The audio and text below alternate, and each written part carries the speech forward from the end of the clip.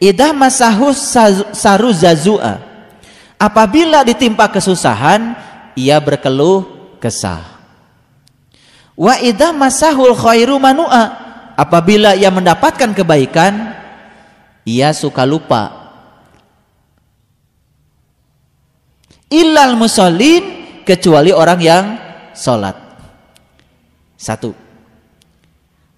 Alladzina hum ala salatihim daimun. Yang kedua, salatnya itu daim. Daim itu konsisten. Salatnya itu terus saja dilakukan di situasi apapun. Nah, saya akan menjelaskan kepada ibu bapak sekalian bagaimana cara memperlebar konsep penerimaan supaya bisa memenuhi no complaint day. Satu, syaratnya apa? Harus sholat. Dua, sholatnya harus daim, harus terus menerus pada situasi apapun. Berarti tidak bisa kita terjebak oleh sholat yang musiman. Ketika enak sholat, gak enak gak sholat. Ketika sedang rineh sholat, ketika sibuk gak sholat. Ini tidak akan menghilangkan komplain. Kita tata satu-satu dulu. Satu, sholat. Dua, sholatnya daim. Tiga, walladzina fi amwalihim haqqun ma'lumun. Orang-orang yang sadar bahwa dalam hartanya ada bagian tertentu buat orang lain. Itu tiga. Lisaili wal mahrum, bagi orang miskin, bagi orang yang minta-minta, bagi orang yang tidak memiliki apa-apa.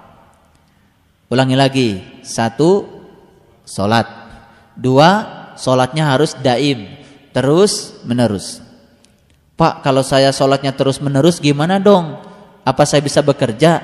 Tuh, udah salah lagi. Sholat itu kan melekat artinya. Sholat itu melekatkan diri kepada Allah. Jadi ingat kepada Allahnya itu terus menerus. Itu maksudnya. Itu yang disebut dengan sholat yang daim. Yang ketiga, sadar bahwa pada harta yang ada pada kita ada bagian untuk orang lain. Bagian siapa? Bagian orang miskin, bagian orang yang minta-minta, bagian orang yang tidak mempunyai apa-apa. Yang keempat, mempercayai hari pembalasan. Pembalasan itu baik apa buruk? Baik apa buruk? Ya, pembalasan itu bisa baik, bisa buruk. Kan sudah dibahas di surat yang ke-99, ya kan? Semua yang baik akan dibalas dengan kebaikan. Semua yang buruk akan dibalas dengan keburukan. Kalau kita sadar dengan hari pembalasan, pasti kita akan melakukan yang baik-baik saja, karena pembalasannya pasti baik. Kan kita tidak mungkin ada yang menghendaki pembalasan yang buruk. Betul nggak? Pembalasan yang buruk pasti dari tindakan yang buruk. Pembalasan yang baik dari tindakan yang baik. Itu yang keberapa? Yang keempat. Yang kelima, takut akan azab Tuhan. Yang keenam, orang yang memelihara kehormatannya, ya. Jadi kehormatan. Li furujihim hafidun. Yang ketujuh, orang yang memelihara amanah-amanahnya. Walladzina hum li amanatihim wa ahdihim raun. Yang kedelapan, walladzina hum bi syahadatihim qaimun. Orang yang memberikan kesaksiannya. Ini harus dibahas satu-satu. Yang kesembilan, walladzina hum ala salatihim yuhafidun. Orang yang memelihara salatnya. Jadi bukan sekadar mendirikan salat, bukan mengerjakan salat terus-menerus, tapi memelihara salatnya. Jadi ada berapa? Ada 9. Memang syaratnya 9. Jadi kalau yang 9 ini kita pahami semuanya dan kita amalkan semuanya, ternyata kita akan mendapatkan kemampuan untuk melebarkan konsep penerimaan. Lalu kita akan memasuki no complaint day. Sekarang saya mau kasih tahu. Perhatikan saya. Kalau orang komplain, biasanya energinya positif atau negatif? Negatif. Bahwa energi negatif itu menular, percaya? Percaya ya? Jadi ngajinya hari ini adalah no complaint day. Tidak ada lagi komplain setelah hari ini. Dan untuk membangun itu semua ternyata tidak sesederhana itu. Tidak, saya hari ini tidak akan komplain. Ternyata ada 9. Ada 9. Ada 9, ya. Jadi yang pertama tadi apa? Ya, sholat. Sebelum saya lanjutkan ke sini, saya mau tanya dulu. Apakah kita masih punya sifat yang digambarkan di ayat 19, 20, 21? Masih suka komplain, berkeluh kesah, betul? Apabila ditimpa yang gak enak, suka protes. Kalau ditimpa yang enak, ngahep-hep. Masih? Berarti kalau masih, perlu dibahas yang 9 ini. Karena yang 9 ini akan membebaskan kita. Gitu. Jadi sebetulnya intinya adalah konsep penerimaan. Konsep penerimaan. Seberat apapun masalah kita, kalau kita memulai dengan menerima dulu, makanya jalan untuk memperbaikinya lebih mudah ketimbang kita tidak menerimanya. Ada sebuah perusahaan bis. Bisnya bis lama. Remnya sudah pada blong, catnya sudah pada melotok. AC-nya udah pada mati. Ada yang penasaran, melakukan penelitian. Yang diwawancarai itu hanya 2 orang supir di perusahaan yang sama. Supir yang pertama ditanya, "Bapak sudah berapa lama kerja di sini?" "Wah, sudah lama, Pak." "Bagaimana, Bapak, pendapat Bapak tentang perusahaan ini?" "Wah, perusahaan ini tidak peduli sama karyawan, Pak." "Terus lihat saja, bisnya udah butut-butut kayak gini, remnya blong aja dibiarin. Terus apa lagi? AC mati aja, Pak, dibiarkan. Terus saja dia ngoceh. Tidak ada satu kata pun yang baik."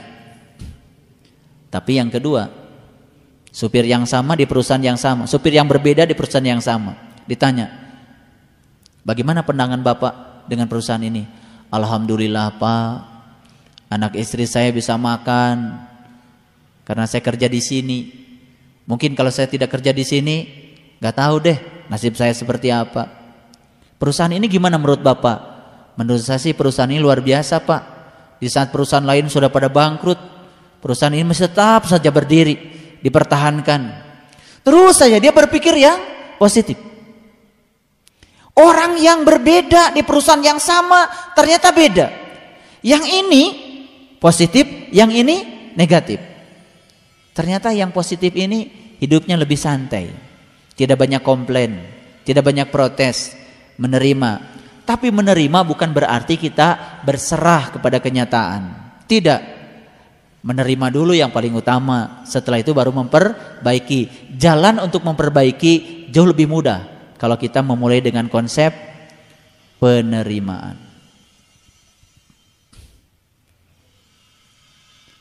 Biasanya kalau kita dalam hidup ini kan terkadang sulit ya. Ada orang yang mau menolong saja terkadang kita masih berdebat. Ini ada cerita, ada orang buta masuk ke dalam sumur. Kasihan ya, udah buta masuk ke sumur lagi.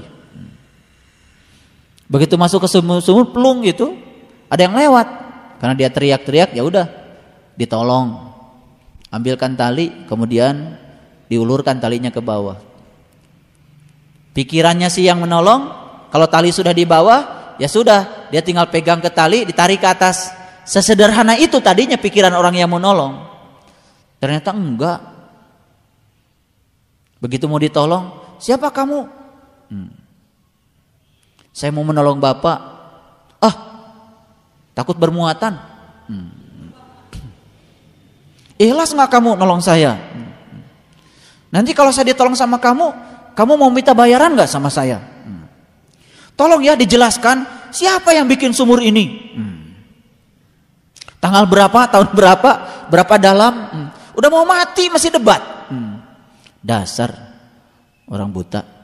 Ini mungkin bukan kenyataan ya. Ini sedang cerita kita. Sudah buta ditolong masih debat lagi. Kadang-kadang saya juga sering menghadapi kenyataan begitu. Mau diajarkan ilmu pembuta mata kolbu, mau dibawa ke alam yang terang benderang, tapi aduh susahnya setengah mati. Tapi saya cuma punya prinsip gini, saya jadi matahari saja. Matahari juga terus memberi, tidak pernah mengeluh.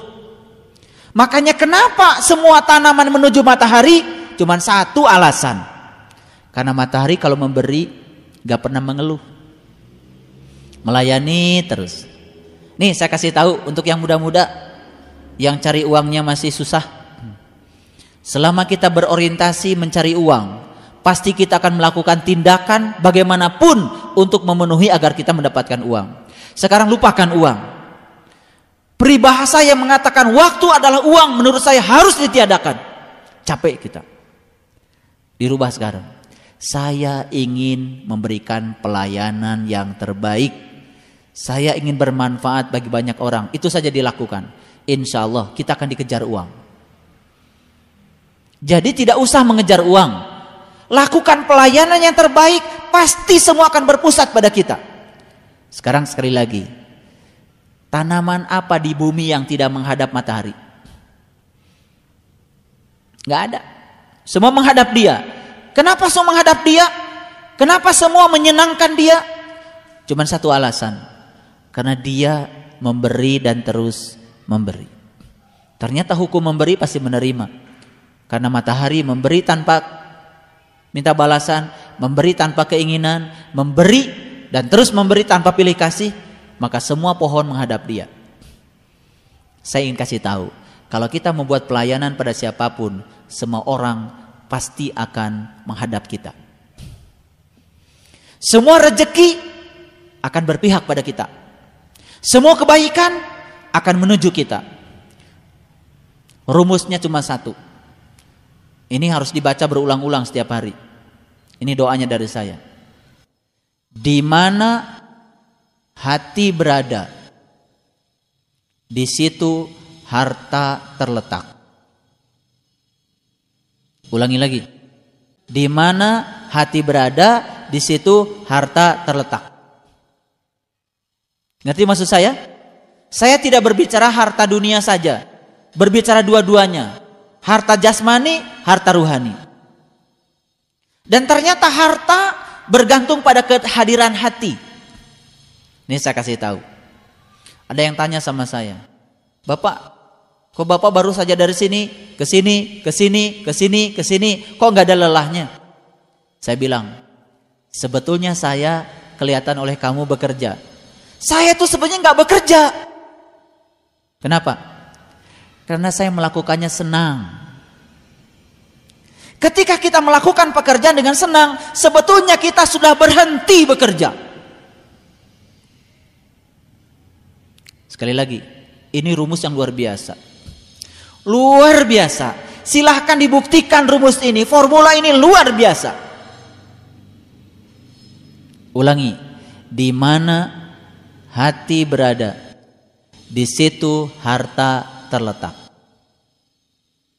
Sekarang gini, dokter melayani pasien pakai hati, bukan pakai tarif, pakai hati. Percaya nggak? Dokter itu bisa mendapatkan uang melampaui tarifnya. Percaya sama saya? Saya ngasih pelatihan pakai hati, nggak pakai tarif. Ternyata saya mendapatkan balasan jauh melampaui tarif.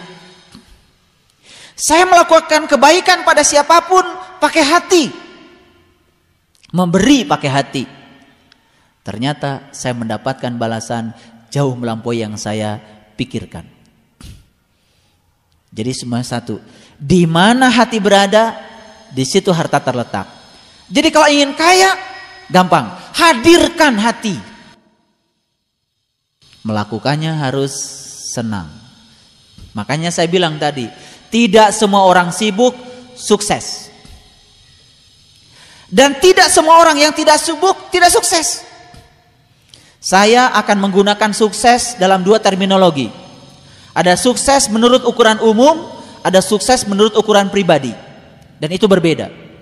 Kalau ukuran umum, dia sibuk, mobilnya banyak, rumahnya banyak, depositonya banyak.